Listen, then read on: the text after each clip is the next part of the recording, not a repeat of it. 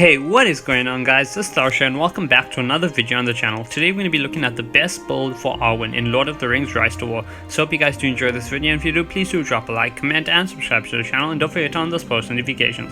Anyway, let's get straight into it. Okay guys, so before we get any further, just a quick disclaimer. I am assuming that obviously if you're watching this video, your Arwen is at respect level 5 and level 50.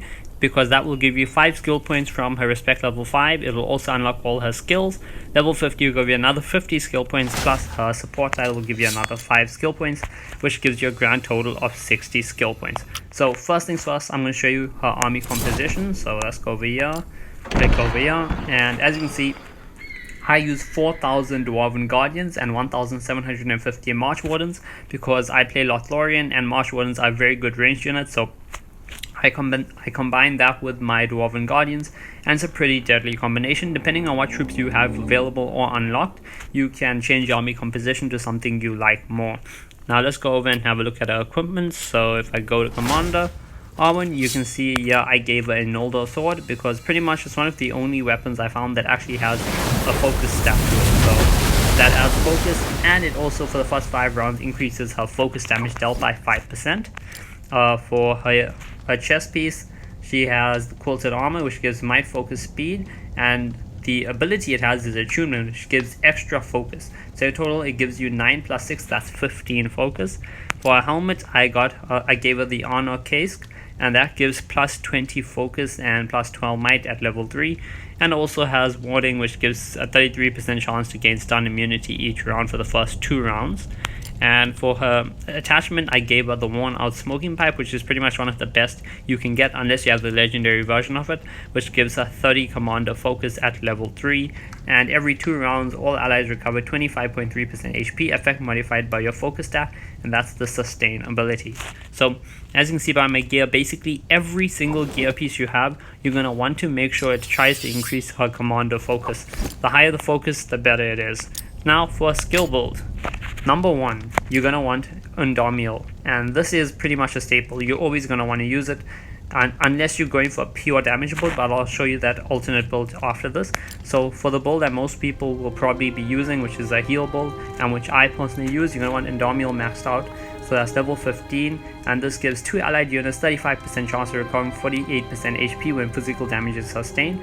The max level effect is its chance to recover HP when damage is sustained. So even if it's not physical damage, it'll still allow you to recover HP, or give you that chance to recover HP.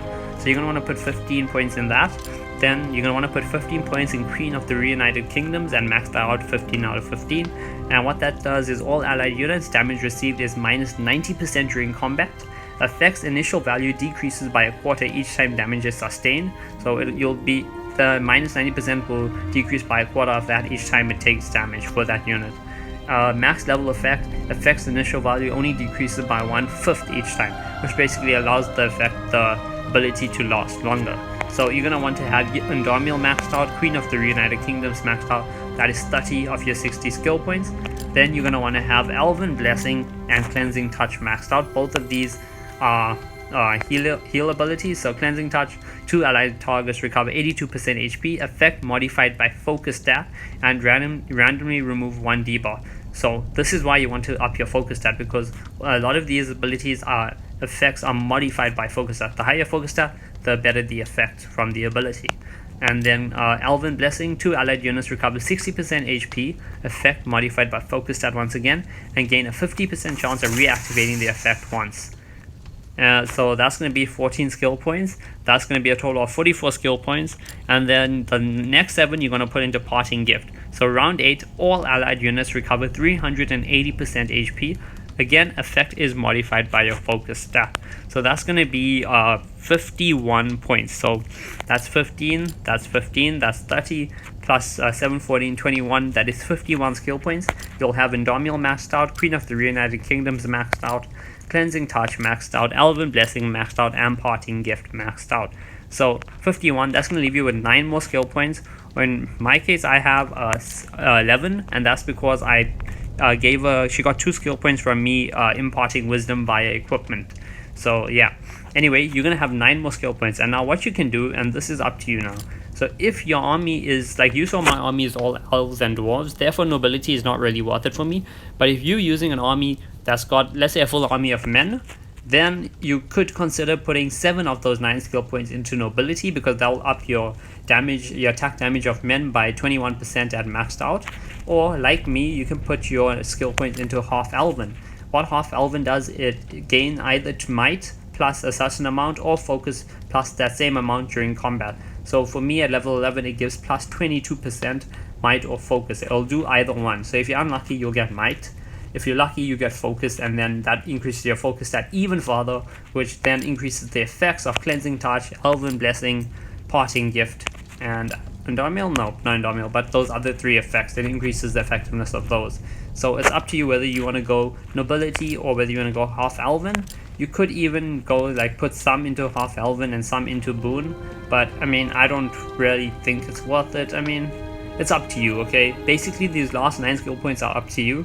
If you have a lot of men in your army, you rather just go nobility, or if you just want to, you know, try and increase the effect of your heals and stuff, you can put it into half elven and hopefully get that focus buff in battle. So yeah, or if you want, you can even put coalition, though it's you won't be able to max out the skill, so like it won't really be worth that much. So I would just suggest either going nobility or half elven. So this is the Arwen heal build. Now, what happens if you don't play heal? If you want to go for a complete damage build. Now, what you're going to be doing for a damage build is you're going to max out Lady of Rivendell. That will max out Arwen's focus damage dealt. Then you're going to max out River's Wrath, which against all enemy deals focus damage. Effect again still is modified by focus stat and imposes a chance of being stunned for 1 round. You're going to put Surge, which deals focus damage twice. Each attack chooses a separate target. That will be 15 plus 14. So that will be 29 skill points. Then you're going to want to well, if you have an army of men, then I would say max out Queen of the Reunited Kingdom still, and then max out nobility. But if you don't have any men in your army, then you don't have to go this path at all. Instead, you can max out half elven, max out boon, which gives you physical damage received, or increases the physical damage you deal for your units. And you can also max out coalition, which it makes your men and elf units do maximum damage. So that's if you're going for a damage build. If you're going for a damage build, you max out the top. So Lady of Rivendell, you max out River's Wrath, you max out Surge, and then you can either go Queen of the Reunited Kingdoms and Nobility, just depending. So if you have like men in your army, like Gondorian men or Rohan men or any men units that you wanna increase the damage, then you go Queen of the Reunited Kingdoms, which decreases damage that all your units take, and then you can go Nobility, or you can go half elven and go boon. Boon just increases, well, it gives you one of the it gives you one of 2 buffs. You either receive less physical damage or you do more physical damage for your army. And you can also go coalition, which if you're using men and elves, it instead of your units dealing say like between 15 to 20 and maybe they only deal 16, they'll make sure that it cause maximum, so they'll always be doing that 20 damage.